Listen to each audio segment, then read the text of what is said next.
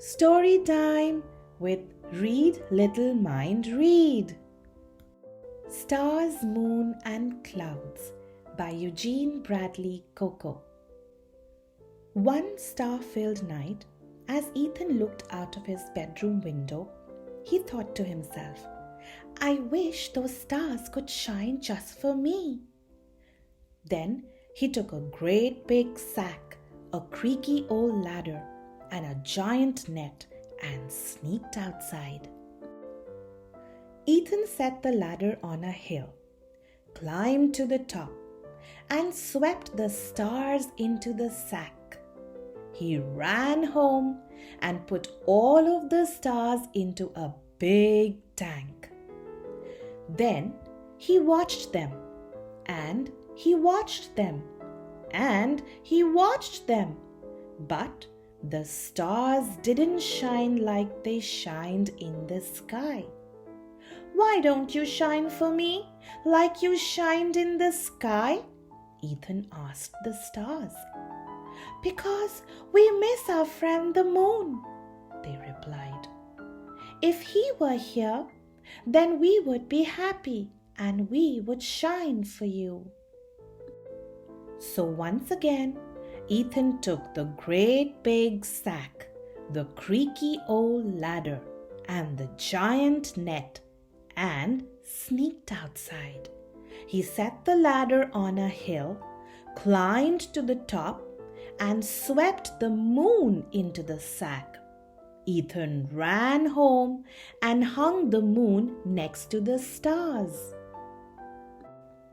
Then he watched them, and he watched them, and he watched them, but the stars still didn't shine like they shined in the sky.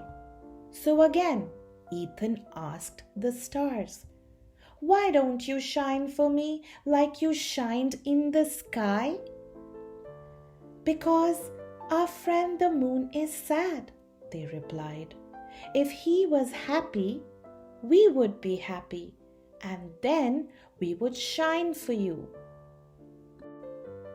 So Ethan asked the moon, "Why are you sad?" And the moon said, "Because I miss my friends the clouds. If they were here, then I wouldn't be sad."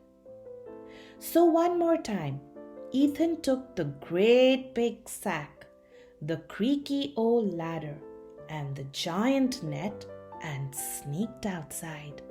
He set the ladder on a hill, climbed to the top, and swept the clouds into the sack. Ethan ran home and pinned the clouds next to the moon and stars.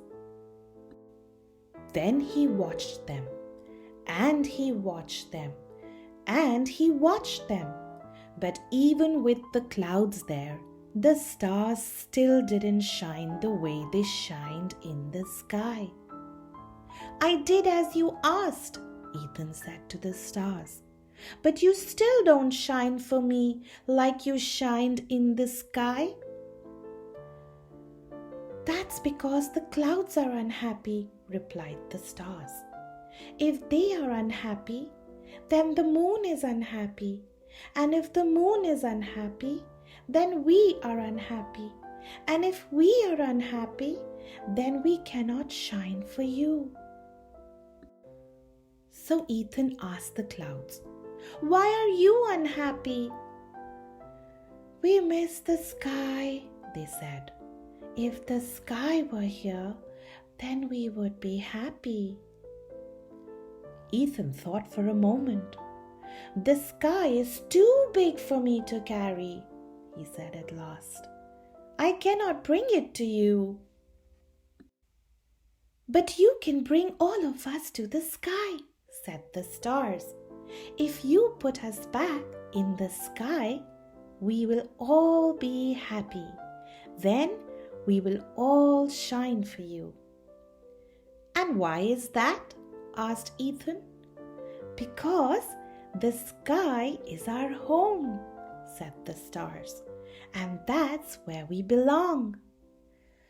So for the last time, Ethan took the great big sack, filled the stars, the moon, and the clouds, the creaky old ladder, and the giant net, and went outside.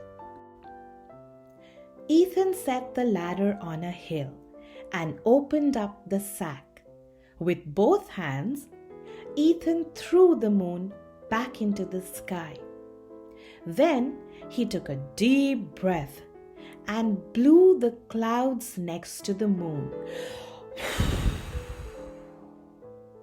Finally, Ethan sprinkled the stars across the sky and climbed back down the ladder. Before his eyes, Ethan could see the moon smiling, the clouds dancing, and the stars shining brighter than ever. "The stars were right," said Ethan as he began to dance beneath the glowing sky. "They belong in the sky. That is their home.